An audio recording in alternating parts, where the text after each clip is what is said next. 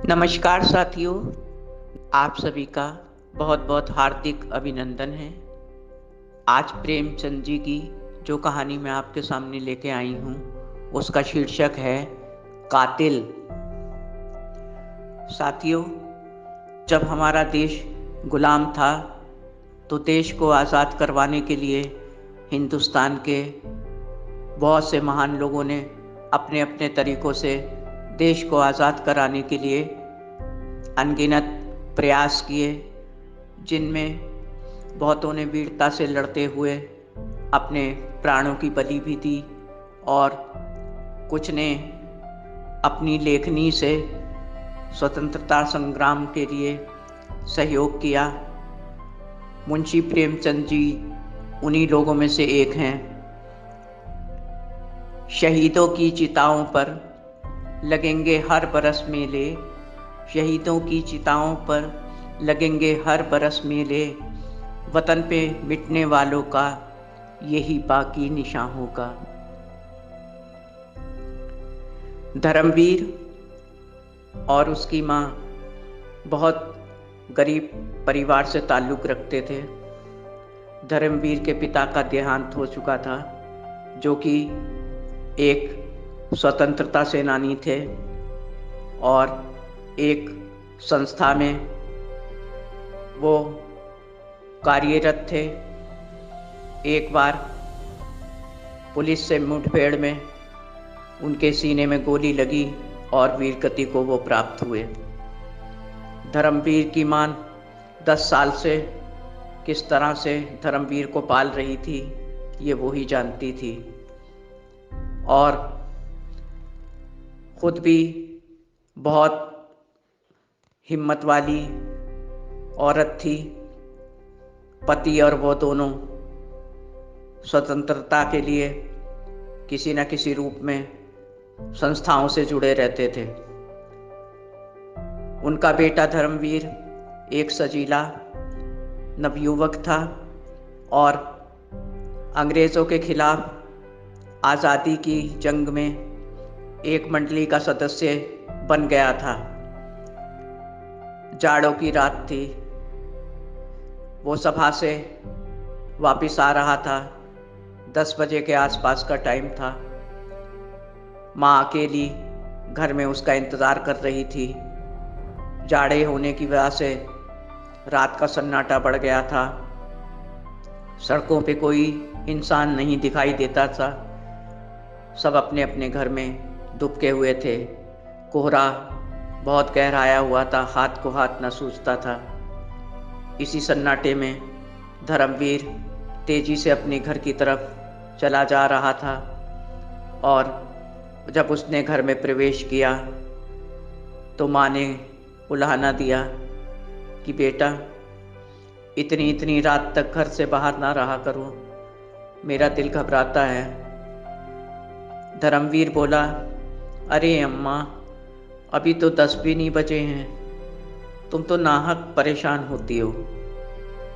देखो तो टाइम देखो पहले मेरी घड़ी में। अपने हाथ की घड़ी माँ के आगे कर दी।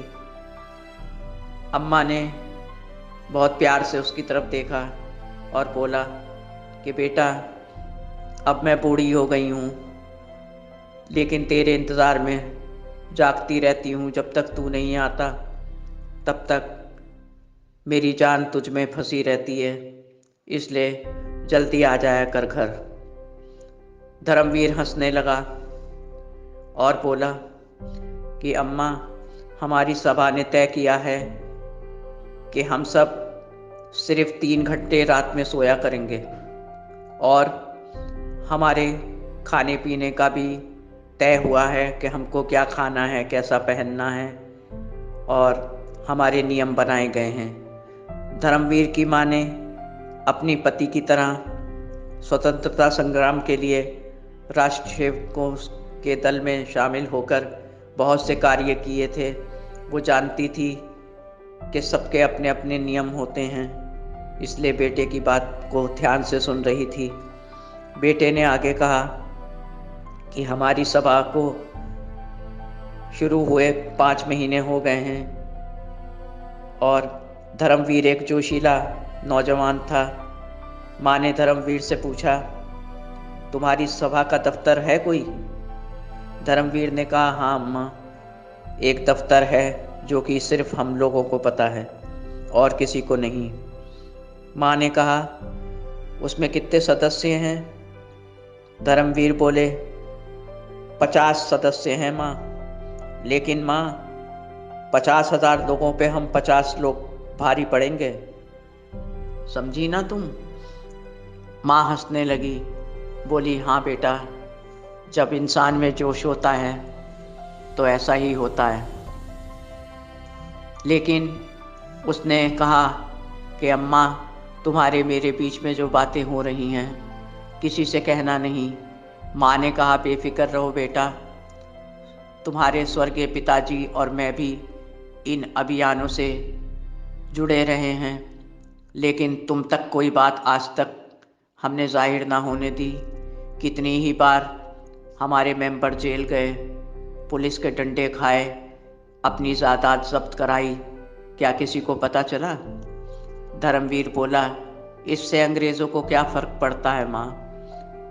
माँ, जब तक कोई कड़ा कदम नहीं उठाया जाता तब तक हमारी आज़ादी संभव नहीं है। माँ सिर से पैर तक कांप उठी। 10 साल से विधवा की जिंदगी जीते जीते परेशान हो चुकी थी और किसी भी कीमत पे धर्मवीर को खोना नहीं चाहती थी, तो डरते हुए बोली, बेटा, तुम क्या समझते हो, अंग्रेज़ों का खून करके हम सबको आज़ादी मिल जाएगी? ये कैसी बातें कर रहे हो तुम? अगर हो सके बेटा तो अपना इस नाम इस सभा से कटवा लो। खामखा इस आग में ना कूदो बेटा। मैं कैसे सहन करूँगी और कैसे तुम्हारे बिना रहूँगी? अगर तुम पर खून का इल्ज़ाम आया तो मैं क्या करूँगी? धर्मवीर पर माँ की विनती का कोई असर ना हुआ। बोला, माँ, गिरफ्तार होना तो बेवकूफ़ी है, उससे पहले ही अपना कुछ कर लो तो सही है, सब देखते रह जाएं। अच्छा माँ, अब रात बहुत हो गई है, चलो सोया जाए। इस तरह माँ बेटे सोने के लिए चले गए। धर्मवीर घर के बाहर चरपाई लगा के सोता था और माँ अंदर चरपाई लगा के सोती थी। लेकिन आज धर्मवीर की बातें सुनकर माँ को चैन न था। थोड़ी देर में उठ के बाहर गई और धर्मवीर के पैतियाने जाकर बैठ गई। धर्मवीर ने चौंक कर आँख खोली और उठ के बैठ गया। बोला, माँ क्या बात है, तू सोई नहीं? सब ठीक तो है? क्या हुआ बता। धर्मवीर चौंक गया माँ के चेहरे को देखकर। वो रो रही थी। उसको झिझोड़ कर बोला, बोलो ना माँ, क्या बात है? धर्मवीर की माँ बोली कि बेटा, मुझे बहुत डर लग रहा है, आज तू मेरे कमरे में सो जा और रोज़ अंदर ही सोया कर। धर्मवीर बोला, तुम तो बहादुर हो, ये कैसी बातें कर रही हो? माँ बोली, मैं बहादुर हूँ ये एक अलग बात है, लेकिन बहादुरी के साथ मैं एक माँ भी हूँ, ये तो क्यों भूल जाता है?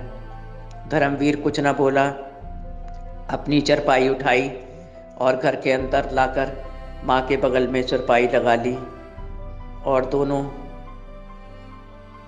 सोने की कोशिश करने लगे, लेकिन दोनों की आंखों में नींद न थी। थोड़ी देर में माँ ने कहा, धर्मवीर, अगर तुम मुझे भी अपनी सभा में शामिल कर लो तो कैसा रहेगा?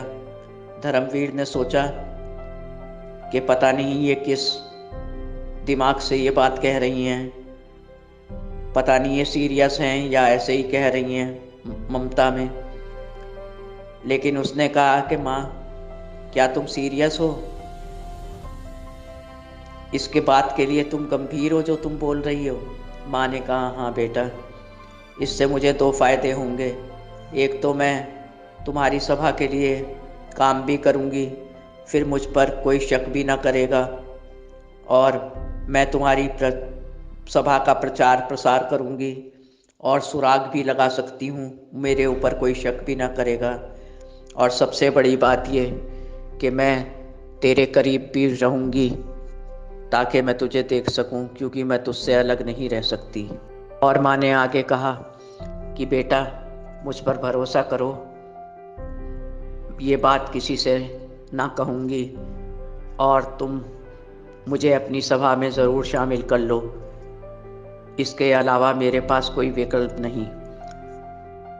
धर्मवीर उठा और माँ के चरणों में अपना सर रख दिया और बोला, माँ तुम महान हो, तुम्हारे अंदर इस उम्र में भी जज्बा है।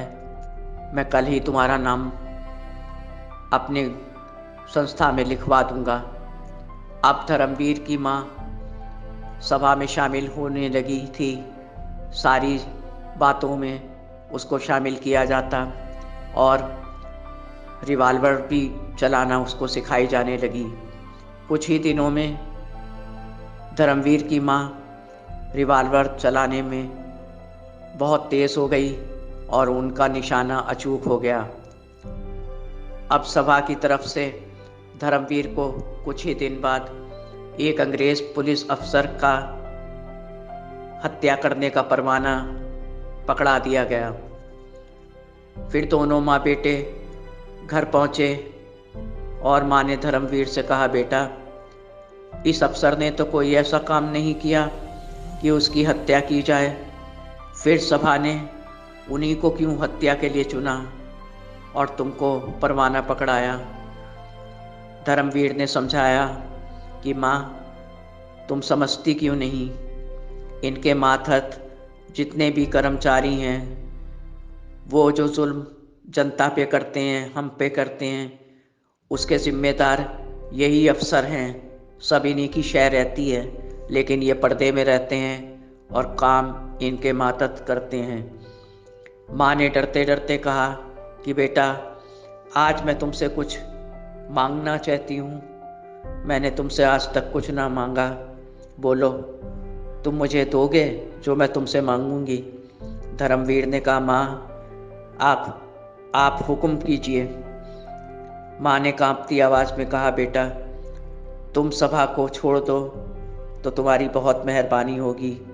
आज मैं हाथ जोड़कर तुमसे विनती करती हूँ, फरियाद करती हूँ, आज मेरी बात ना टालना और तुम्हारे सिवा दुनिया में मेरा कोई नहीं, मेरी बात मान जाओ। और वो एक भिखारिन की तरह हाथ जोड़कर झोली फैलाकर बेटे के सामने खड़ी हो गई। धर्मवीर बोला, अम्मा तुमने बेढब बात कर दी है और अपने बेटे को समझ नहीं पा रही हो।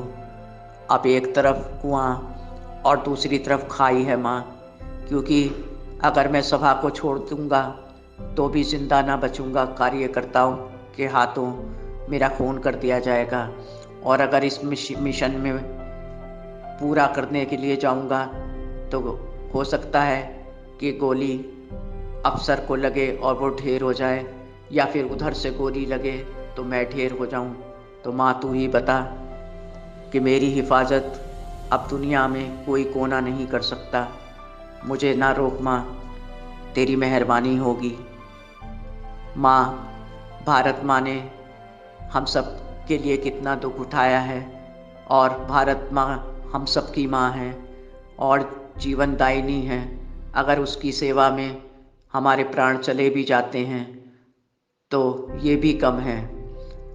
माँ, मैं इस अपने प्रिय कर्तव्य से कभी मुंह ना मोड़ सकूँगा, अब मुझसे ऐसी बातें कभी ना करना। फिर माँ ने भी अपना कलेजा मजबूत कर लिया और बेटे का साथ देने के लिए वायदा किया और अंधेरी रात में इस काम को करने का फैसला किया। निश्चित दिन जिस जगह से ये काम होना था उस जगह को चिन्हित किया गया। उस अंग्रेज के घर से कुछ दूर बेर और अमरूद के बाग थे। यहाँ से वारदात करके भाग निकलने का रास्ता अच्छा था और थोड़ी ही दूर पे करौंदे की झाड़ी थी जिससे छिप के निशाना लगाया जाना था। इसके बाद माँ बेटे में कोई बात ना हुई और धर्मवीर ने ध्यान दिया कि माँ का चेहरा उतरा हुआ है। आखिरी रात थी घर में दोनों की, इसलिए दोनों बहुत उदास थे। रात गहराती जा रही थी। निश्चित समय आया और दोनों घर से रिवॉल्वर लेकर निकल पड़े। रास्ते में दोनों ने कोई वार्तालाप ना किया और करौंदे की झाड़ी में बैठकर दोनों उस अंग्रेज अफसर का इंतज़ार करने लगे जो रोज़ रात को क्लब से देर रात इसी मार्ग से आता जाता था। उस रात भी वो उसी का इंतज़ार कर रहे थे। थोड़ी ही देर में गाड़ी निकट आने लगी। वो उस अंग्रेज अफसर की ही थी। जैसे ही धर्मवीर ने उस अफसर का निशाना लेकर कार पे निशाना साधा तो माँ ने उसका हाथ नीचे कर दिया और निशाना चूक गया। कार आगे निकल गई। धर्मवीर ने गुस्से से माँ से कहा, तुमने ये क्या किया माँ? ये तुमने क्यों ऐसा किया? सारी बात तो तुम्हारी मेरी तय हो गई थी। तुमने साथ देने का भी वायदा किया, फिर ये सब क्या है? माँ ने कहा, तुमने देखा नहीं, कार में उनकी पत्नी भी बैठी थी। अगर उसको गोली लग जाती तो वो बोला, नाग और नागिन में क्या फ़र्क है? नाग को गोली लगे या नागिन को, बात एक ही है। सब जहरीले होते हैं। माँ, तुमने ये अच्छा ना किया। और ये बातें वो कर ही रहे थे कि वही कार थोड़ी देर में फिर लौटती दिखाई दी। वो धीमी गति से आ रही थी। धर्मवीर ने बोला कि माँ देखो, यहाँ से लाइट की रोशनी में दिख रहा है कि अफसर अब अकेले हैं। अब तुम मेरे बीच में ना आना और जो मैं कर रहा हूँ मुझे करने देना। और तुम भी अपनी रिवॉल्वर से निशाना लगाना ताकि मेरा चूक जाए तो तुम्हारा निशाना ना चूके। फिर उसने कार के करीब आने के बाद निशाना साधा और रिवॉल्वर का घोड़ा दबा दिया। वैसे ही माँ के चीखने की आवाज़ आई। अंधेरा घुपता वो समझ ना सका कि माँ क्यों चीखी है, लेकिन उसने देखा कि वो कार सर्राटे से निकल गई पास से और आंखों से ओझल हो गई। वो समझ गया कि निशाना चूक गया है, क्योंकि अगर अंग्रेज़ अफसर को लगती गोली तो कार पलट जाती या रुक जाती या कुछ ना कुछ होता। लेकिन जब उसने माँ को देखा तो माँ की तरफ दौड़ा। माँ गिर पड़ी थी ज़मीन पर और करहा रही थी। वो समझ ना पाया कि क्या माजरा है। उसने माँ को टटोला। घुप अंधेरा था, हाथ को हाथ ना सूझ रहा था। तभी उसके हाथों में कुछ गीला गीला लगा और माँ ने धीमी आवाज़ में कहा कि बेटा,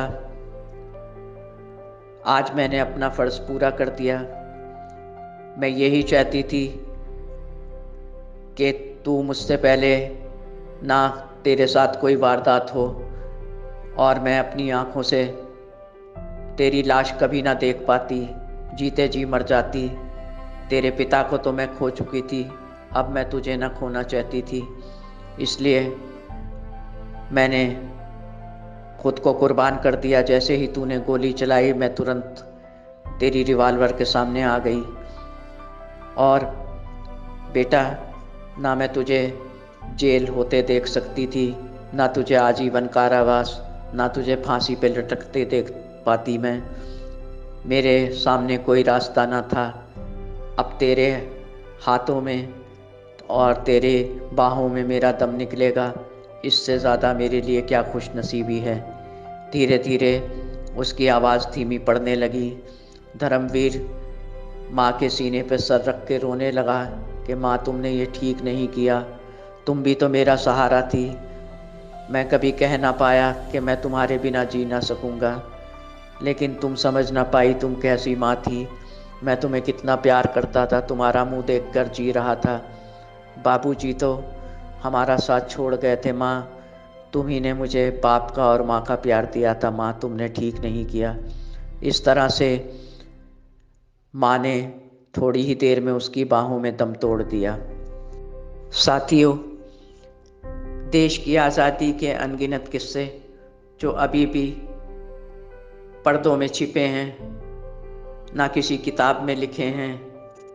हमारे बहुत से बड़े बूढ़े जो आज भी हमारे साथ आसपास हैं या घरों में हैं, जब वो किस्से बताते हैं तो हम लोग दांतों तले उंगली इसलिए दबा लेते हैं कि उस समय इंसानों में, ख़ास तौर से पूरे हिंदुस्तान के बच्चे बच्चे में कितना जोश था और आज़ादी के लिए कुछ भी कर गुजरने का जज्बा था और कितना योगदान सबने दिया है ये भी हम अच्छी तरह जानते हैं।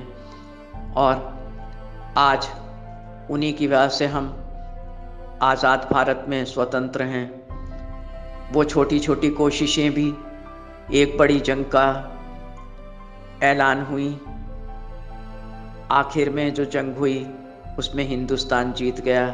साथियों, हम सब देश के उन वीर और अमर साथियों को सलाम करते हैं और हमेशा उनको स्वर्ण अक्षरों में जहाँ भी उनके नाम हैं उनको हमेशा याद रखेंगे और उनकी तरह बनने की कोशिश करेंगे। मेरी कहानी यहीं ख़त्म होती है साथियों। अगर आपको मेरी कहानी अच्छी लगी हो तो प्लीज़ इसको लाइक करें, सब्सक्राइब करें और कमेंट बॉक्स में जाकर जो भी मैसेज आपको देना है वो दें। ईश्वर से मेरी आज यही प्रार्थना है कि हम सब अपनी आज़ादी को बहुत भाईचारे के साथ निभाएं और मिलजुल के रहें और अपने किसी हिंदुस्तानी भाई से, बहन से, बच्चों से, किसी से भी, व्यक्ति विशेष से कोई बैर भाव ना रखें। हम सब एक हैं। यही हमारे पुरखे और हमारे वीर जिन्होंने कुर्बानी दी है वो सब हमको बता के गए हैं कि हम सब एक हैं। क्योंकि आज़ादी की लड़ाई में कोई भी एक ही जाति का इंसान नहीं शामिल था। हर किसी ने इसके लिए भरसक प्रयत्न किए हैं, इसकी मर्यादा को बनाए रखा है, तो हम भी इसकी मर्यादा को हमेशा बनाए रखेंगे, ये वचन लेते हैं और अपनी देशभक्ति के जज्बे को हमेशा महफूज रखेंगे अपने दिलों में। इसी के साथ साथियों, अब मैं आपसे विदा लेती हूँ। अगली कहानी में बहुत जल्द मिलेंगे। तब तक के लिए मुझे इजाज़त दीजिए। आपकी अपनी जैस्मीन। नमस्कार दोस्तों, आशा करता हूँ कि ये कहानी आपको पसंद आई होगी। वीडियो को लाइक और चैनल को सब्सक्राइब ज़रूर करें। धन्यवाद। आपका अपना संसार। नमस्कार।